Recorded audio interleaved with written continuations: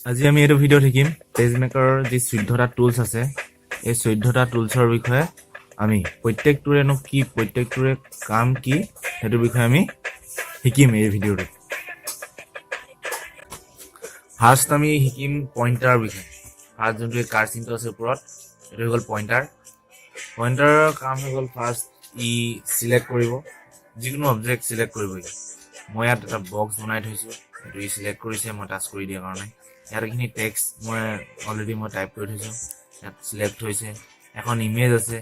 ইয়াত মই সিলেক্ট কৰিছো ই সিলেক্ট কৰিছে আৰু সিলেক্ট হোৱাৰ কাৰণটো হৈ গ'ল তাক সিলেক্ট হোৱাৰ পাছতে আমি তাক যিকোনো মুভ কৰা ৰিসাইজ কৰা বা ৰিমুভ কৰা সেইটো আমি কৰিব পাৰিম সেইকাৰণে এতিয়া মই মুভ কৰি দেখুৱাম ইমেজখন এটো সিলেক্ট হ'ল ই ইয়াক আমি মাউসৰ লেফট সাইড ধৰি পিনে ইয়াক মুভ কৰিব পাৰিছো ইয়াক আমি সাইজটো ডাঙৰ কৰিব পাৰিছো সৰু কৰিব পাৰিছো এই বক্সটো ইয়াক আমি সাইজ সিলেক্ট কৰাৰ পাছত সৰু কৰিছো মুভ কৰিছো ডাঙৰ কৰিছো এটো হৈ গ'ল ইয়াৰ পইণ্টাৰৰ কাম আৰু এতিয়া মই বক্সটো সিলেক্ট হ'ল আৰু সিলেক্ট হোৱাৰ কাৰণে আমি ইয়াৰ কালাৰটো চেঞ্জ কৰি দিম ৰেড কৰি দিছো ইমেজ কালাৰ ইয়াত মই এটো হৈ গ'ল পইণ্টাৰৰ কাম পইণ্টাৰ এইবিলাক মুভ কৰা সাইজটো এডজাস্ট কৰা এইটা হৈ গ'ল পইণ্টাৰৰ কাম এতিয়া আমি শিকিম টেক্সটৰ কাম কি ইয়াৰ বিষয়ে আমি জানিম টেক্সটত কি কৰে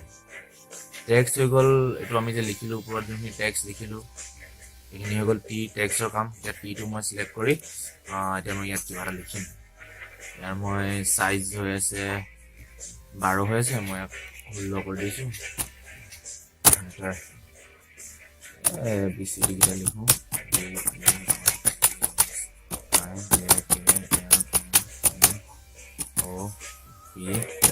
গ'ল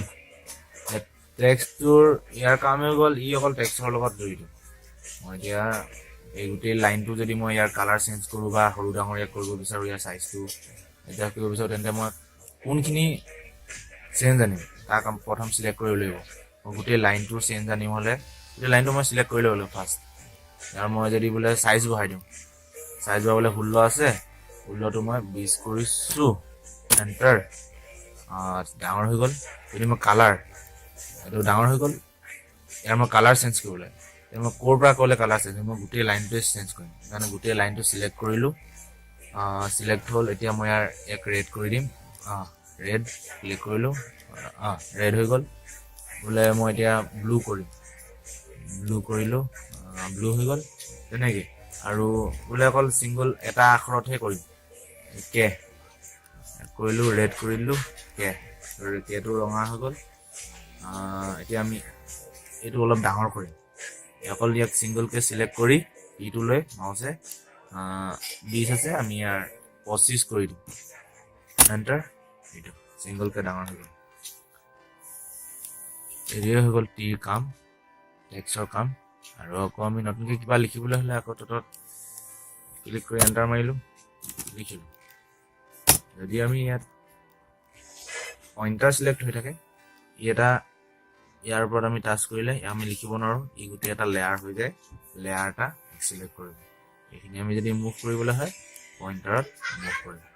কিন্তু টেক্সটৰ জৰিয়তে আমি ইয়াক মুভ কৰিব নোৱাৰো এইফালে ইয়াক আমি টাইপ কৰিব পাৰিম কিবা চেঞ্জ আনিবলৈ হলে চেঞ্জ আনিব পাৰিম ইমানেই হৈ গ'ল টেক্সটৰ কাম এতিয়া 3 নম্বৰত আহি গ'ল ৰোটেটৰ কাম কি আমি জানিম ৰোটেট 3 নম্বৰ ৰোটেট আহি গ'ল এই লাইনটো এটো আমি ক্লিয়াৰ কৰি দিছো দেখিবলৈ বেয়া আছে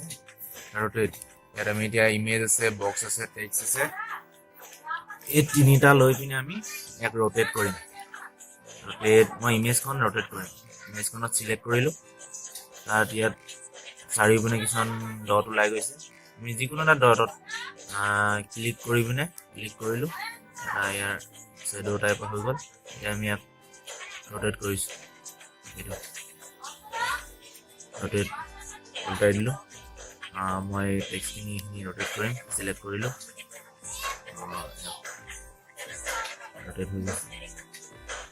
ৰোটেট হৈ গ'ল মই পইণ্টাৰ লৈ পিনে তললৈ আমি ভালকৈ দেখি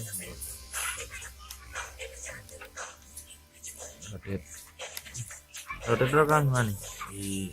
যিকোনো এটা অবজেক্ট ৰটেট কৰিব যেনেকৈ সুবিধা হয় তেনেকৈ আমাৰ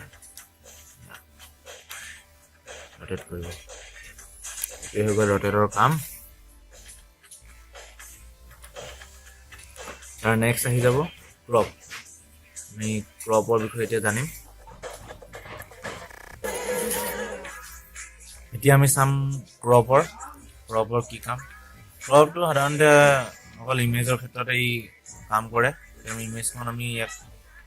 সৰু কৰা ইয়াক ক্ৰপ কৰিম আমাৰ যোনডোখৰ দৰকাৰ হয় মোৰ অকল মাথাটো লৈছোঁ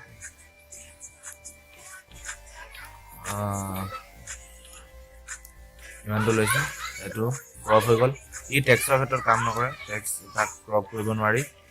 ইমেজ এতিয়া বোলে মোৰ আকৌ দৰকাৰ হৈছে বোলে তললৈ আনো আকৌ ধৰি ইয়াত ডট তাত আনি পিনে আমি এডজাষ্ট কৰিব পাৰোঁ ইমানেই হৈ গ'ল ক্ৰপৰ কাম আৰু বেলেগ ইমেজখন আনি যোনডোখৰ আমাৰ দৰকাৰ হয় সেইডোখৰ ক্ৰপ কৰি লোৱাটোৱে আকৌ প্ৰয়োজন হ'লে আকৌ আমি ইয়াত উলিয়াই ল'ব পাৰোঁ ইয়াত পেজমেকাৰত ক্ৰপৰ কাম সিমানেই টেক্সটৰ ক্ষেত্ৰত কিন্তু ক্ৰপে একো কাম নকৰে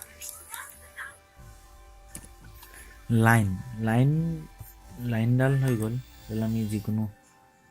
আমি যোনটো আস্তনা বুলি কয় অসমীয়াত এতিয়া আঁচ টানিবলৈ হ'লে এই লাইনডাল আমি ব্যৱহাৰ হয় যদি আমি এটা চকা আঁকিবলৈ হ'লে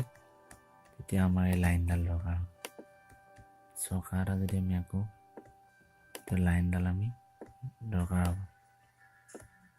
এইটো হৈ গ'ল লাইনৰ কাম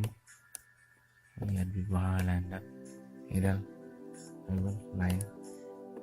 আৰু ইয়াত আমি প্ৰত্যেকটোতে যদি এটা লাইন পাৰিলোঁ চবতে এটা লাইন দি দিলে এইটো হৈ গ'ল লাইনৰ কাম আৰু নেক্সট হৈ গ'ল এইটো কনষ্ট্ৰেইন লাইন বুলি কয় এইটো কি ইয়াৰ কাম প্ৰায় একেই কিন্তু ইয়াত কেইটামান অলপ কম আছে ই হৈ গ'ল পূৰা থিয় পূৰা সম্পূৰ্ণ থিয় হয় কিবা পাৰিবলৈ হ'লে থিয় হ'ব পথালি হ'লেও পূৰা পথালি বেকা হ'লেও ই 45 ডিগ্ৰীতে বেকা হ'ব ইয়াৰ কাম হ'ল এইডাল এই যোনটো দুই চাইডে আছে দুইডাল লাইনেই বাওঁ চাইডে যোনডাল লাইন আছে এইডাল যিকোনো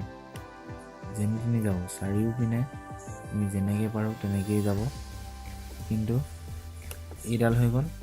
থিয় মই ব্লেংকডোখৰত দেখাই দিম ইয়াত আমি ইয়াত থিয়কৈ পাৰিলে সম্পূৰ্ণ থিয় পথালি হ'লে সম্পূৰ্ণ পথালি আৰু যদি বেকা কৰিবলৈ হয় ই 45 ডিগ্ৰীত যাব এইটা হৈ গ'ল দুইটা লাইনৰ কাম আমি চাম এইটো ৰেক্টেংগল এইটো হৈ গ'ল ৰেক্টেংগল আৰু মোচাইডে থকাটো হৈ গ'ল ৰেক্টেংগল টেক্সট বক্স দুইটা প্ৰায় একেই ৰেক্টেংগল হৈ গ'ল এইটো বক্স ইয়াত বক্স বনাই ইয়াত আমি এতিয়া মই ফটোখনত ইয়াত এটা যদি বৰ্ডাৰ দিবলৈ হ'লে মই এই বক্সটো ইউজ কৰিব পাৰোঁ এইটো মই এটা বৰ্ডাৰ দি দিলোঁ আৰু যোনটো মই ইয়াত প্ৰত্যেকটোতে এটা বৰ্ডাৰ দি দিছোঁ এইটো হৈ গ'ল ৰেক্টেংগলটো কাম আৰু ৰেক্টেংগল বক্সটো হৈ গ'ল এইটো এটা বক্স আমি কিবা এটা লিখিবলৈ হ'লে আমি যিখিনি লিখিম এই বক্সটোৰ ভিতৰত থাকিব এটা লিখিলোঁ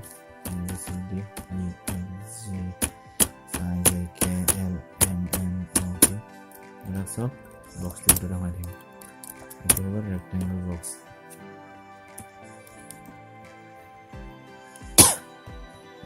বক্স বক্সটো কাম হ'ব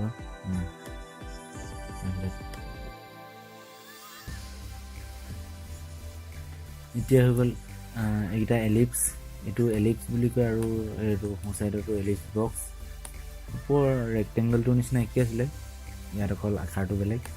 ইয়াত আমি ঘূৰণীয়া এইটো এলিপ্স যোনটো আমি ইয়াত আঁকিবলৈ হ'লে এইটো গোল হ'ব এইটো কণীটোৰ নিচিনাও হৈ যায় সেইভাগে আমি যেতিয়া পূৰা গোল বনাবলৈ হ'লে আমি তাক চিফ্টটো যদি ধৰি লওঁ তেতিয়া আঁকিবলৈ পূৰা ধুনীয়া গোল হ'ব। চিফ্টটো যদি ধৰি কিনে আমি আঁকো। তাৰপিছত নেক্সট হৈ গ'ল ছাইডতটো এইটো টেক্সট বক্স। আমি আকৌ টিটো লৈ কিনে কিবা এটা আমি লিখিলোঁ ভিতৰত আমি লিখিব পাৰোঁ।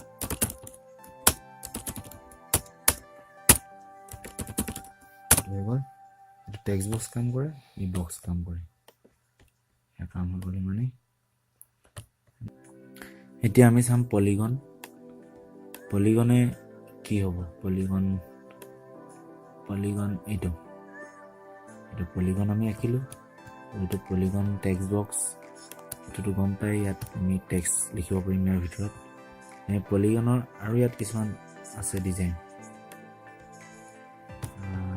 হৈ গ'ল পলিগন টাচ কৰিলোঁ। পলিগনত আমি যেতিয়া ডাবল টাচ কৰিম, মাউচত আমি ডাবল ক্লিক কৰিলে ইয়াত কিছুমান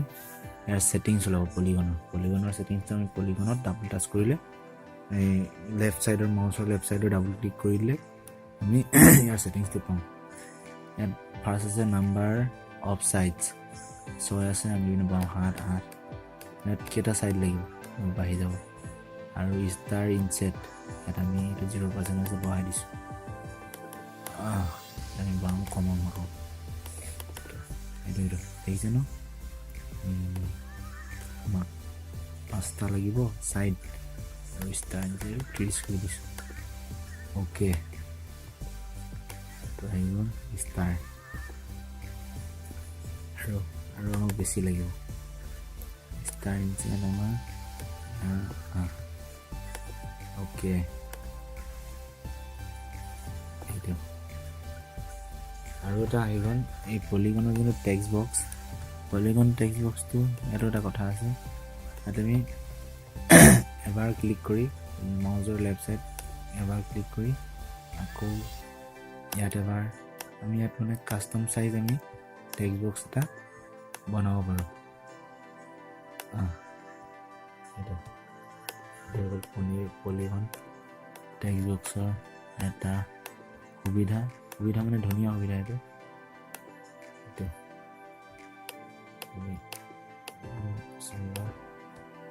সুবিধা মতে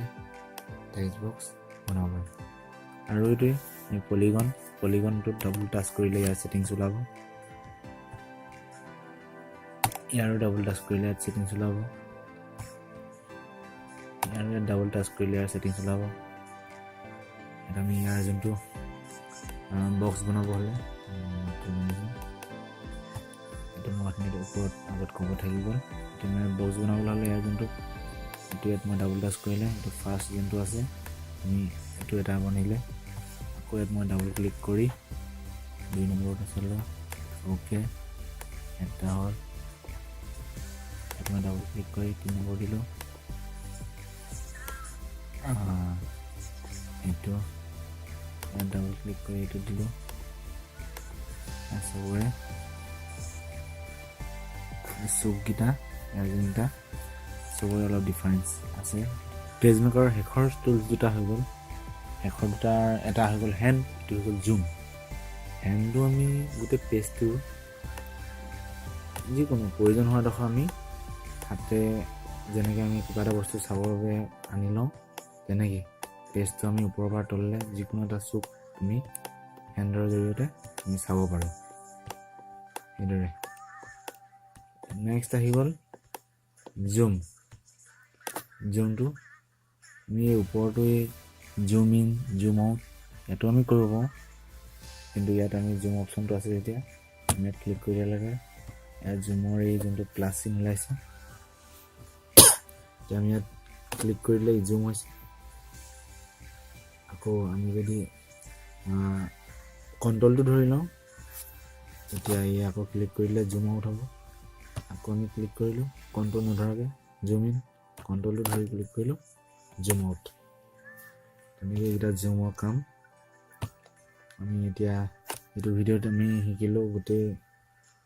পেজমেকাৰৰ গোটেইকেইটা টুলছৰ বিষয়ে কোনে কি কাম কৰে।